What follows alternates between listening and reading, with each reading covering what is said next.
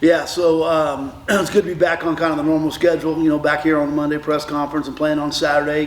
Get to head up to College Station to play A&M. So that's always exciting. Those guys do a great job over there, and they're having a heck of a season. So definitely got a challenge ahead of us. So excited about it and ready to get back to work. Questions?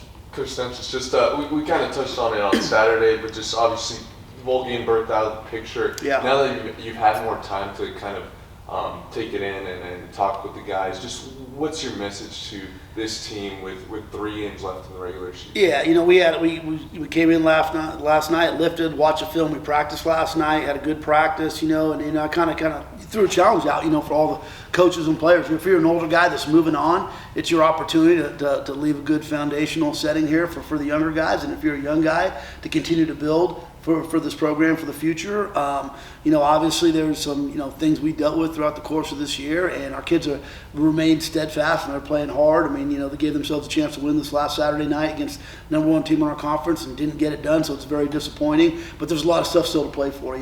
This is a great game, and you're guaranteed 12 quarters left.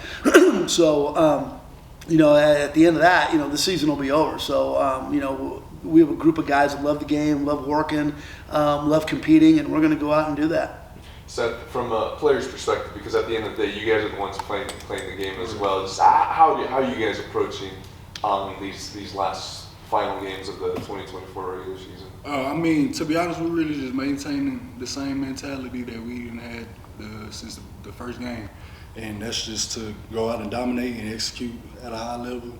Have fanatical efforts, have great alignment, assignment technique, and everything else to take care of itself.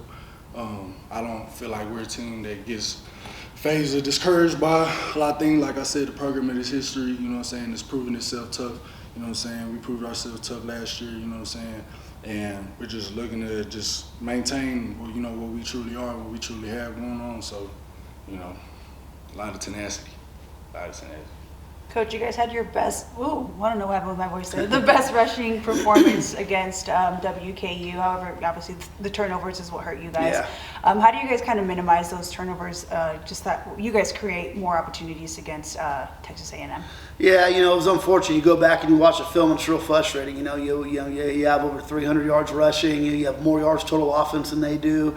But a critical turnover right before the half that, and even if you don't score, you got to get 3 on the board. And not only did we not get 3, they went down and they kicked 3. So that's a 6-point swing right there in a 13-point game.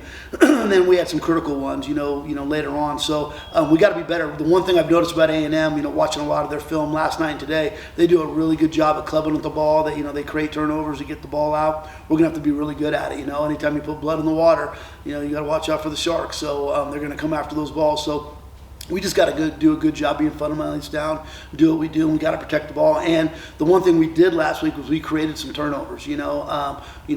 Interception right here led to a touchdown. So we're, to have an opportunity to go, and upset a great team like Texas A&M, you're going to have to create some turnovers. You're going to have to create some explosives. You're going to have to hold on to the ball.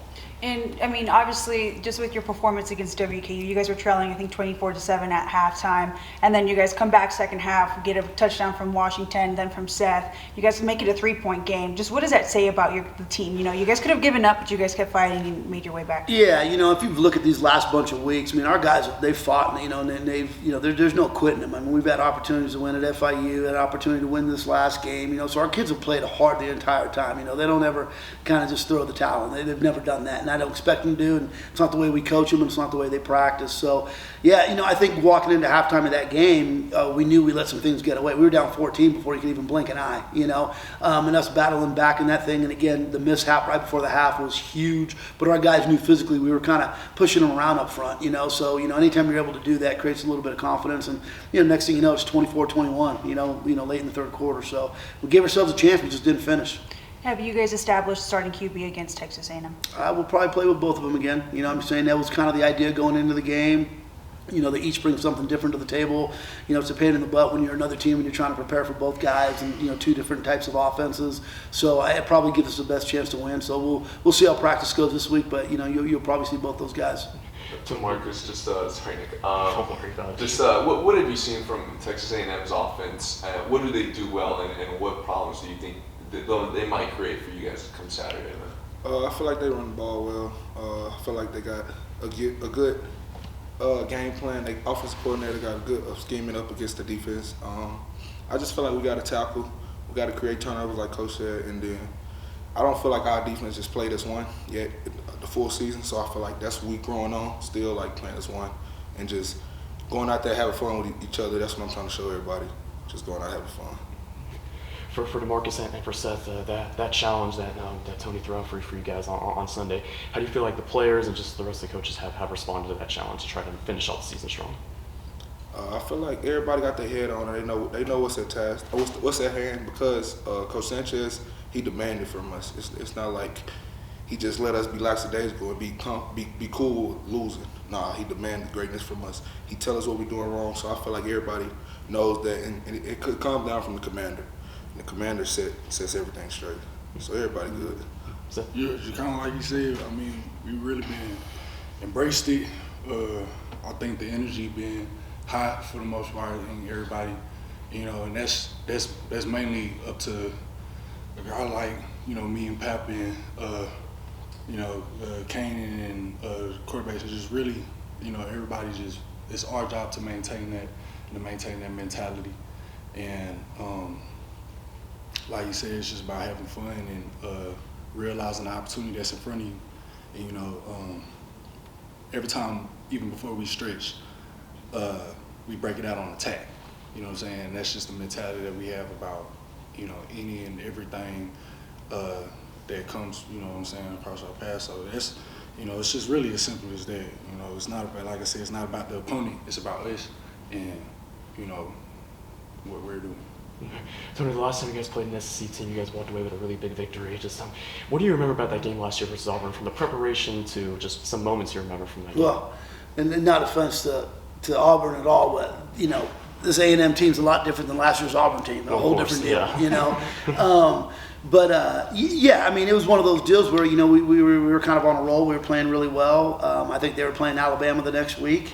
It's real easy to kind of overlook a team like New Mexico State coming on the road. You're sitting there at home, and when you jump out on them and you kind of drag them into a phone booth a little bit, and it gets real physical. Sometimes you're not all in for that type of a game, again, we did some really good things. Diego just made a heck of a check at the line of scrimmage and sent Star Thomas up the seam. You know what I'm saying? And that was really ad-libbed. I mean, that was just him adding something to a play that we didn't even have. So some good things happened that game. This is a new year. It's a new season. We're a new team. A&M's they're fighting to get into the playoffs. It's a big deal for them. They've got some guys banged up. They made a change at quarterback to kind of change the dynamic of their offense not too long ago. Obviously, new coach coming in. He's done a great job over at Duke. He's doing a great job there. So we know it's a challenge, but at the same time, we're not afraid of the challenge. I mean, our guys are ready to go. We're ready to go. Go scrap and we'll see what happens on Saturday. What do you feel like that Auburn win last year did for you guys that season and just for the program? Because that was a really big win. Oh, it's huge. I mean, anytime you go on the road and get an SEC win, in one of those, money games, it gave us an opportunity to get to 10 wins. It was a big deal for the program, big deal for us, a big deal for the Aggies.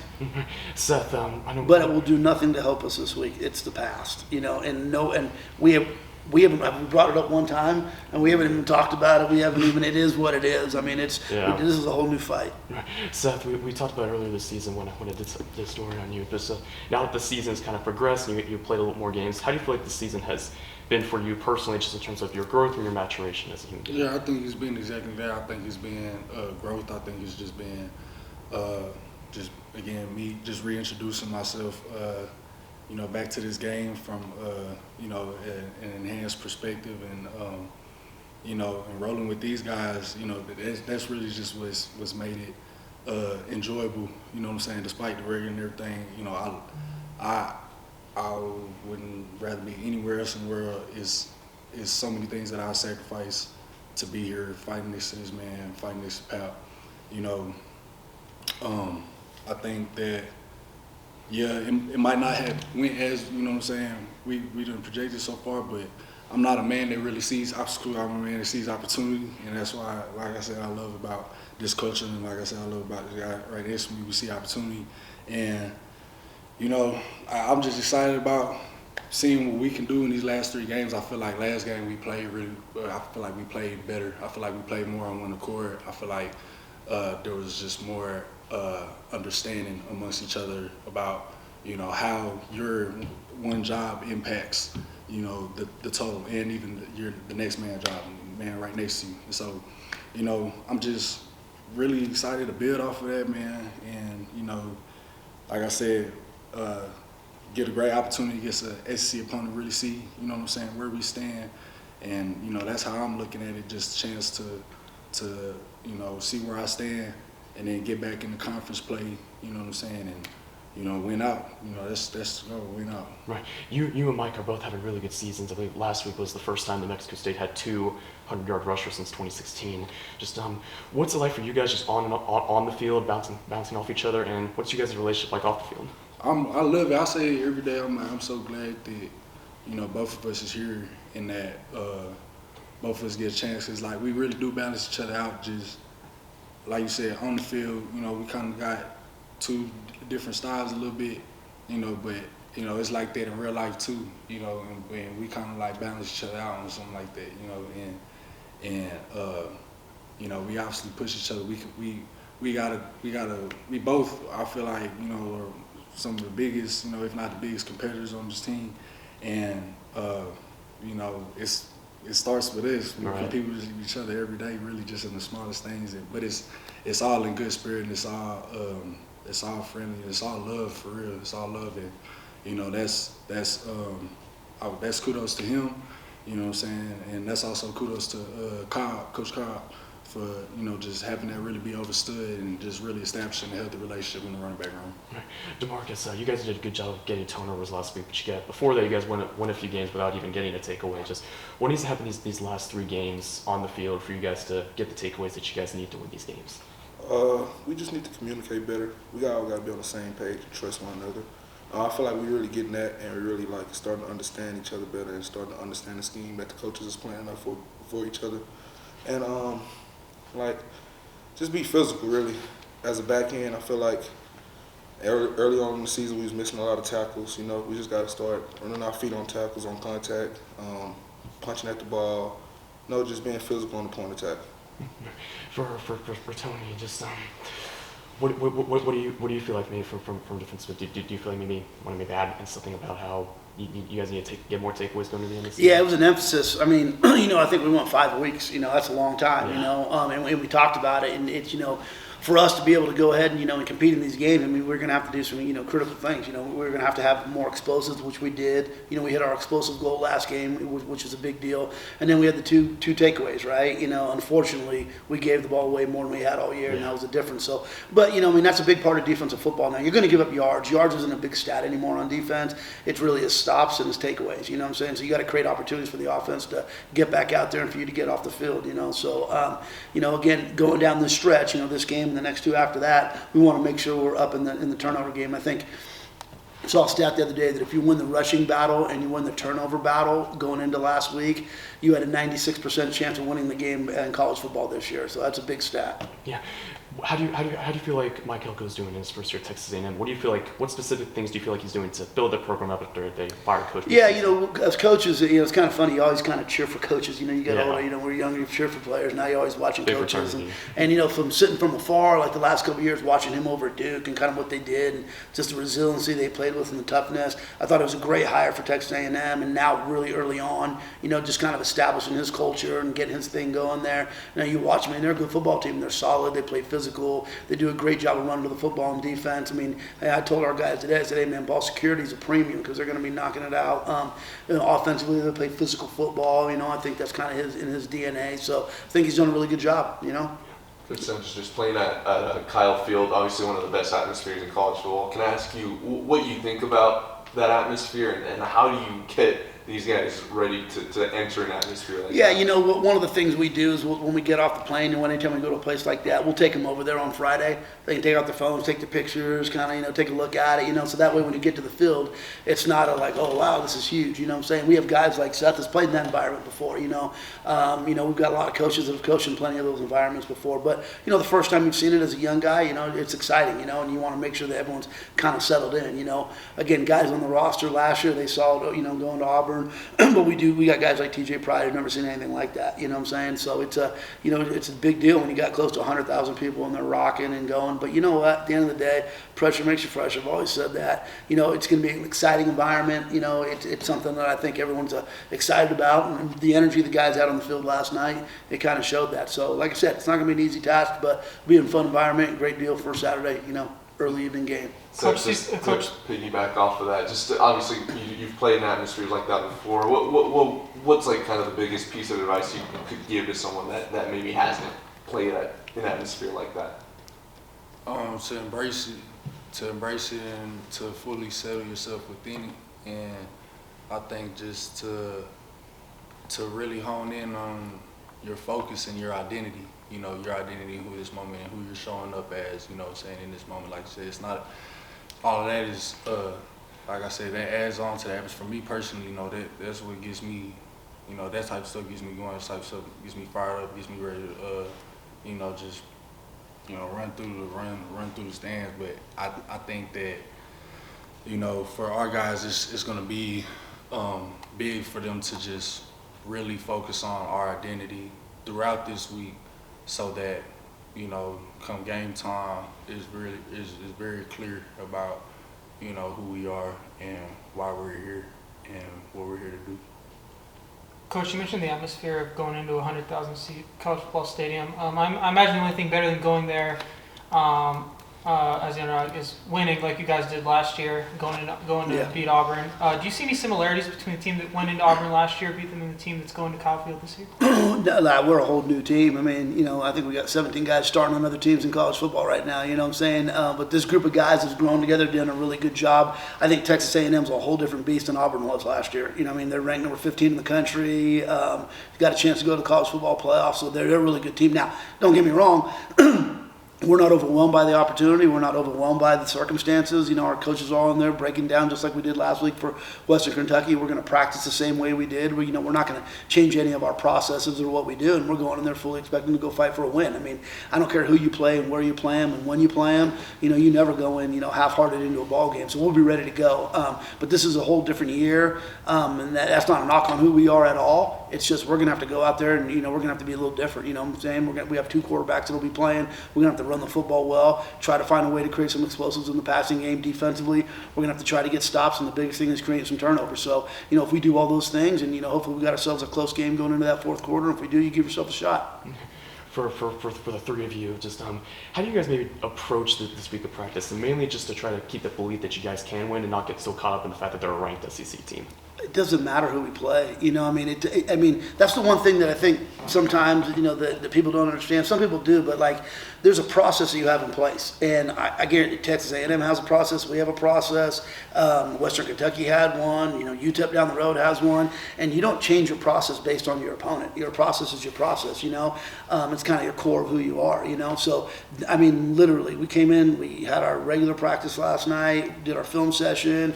Raised our voice in the ST meeting, got fired up on the guys about guys not running down on kickoff. It doesn't matter. It's about getting better. And we're going to strain through the finish line of this season, and we're not going to give any ground back.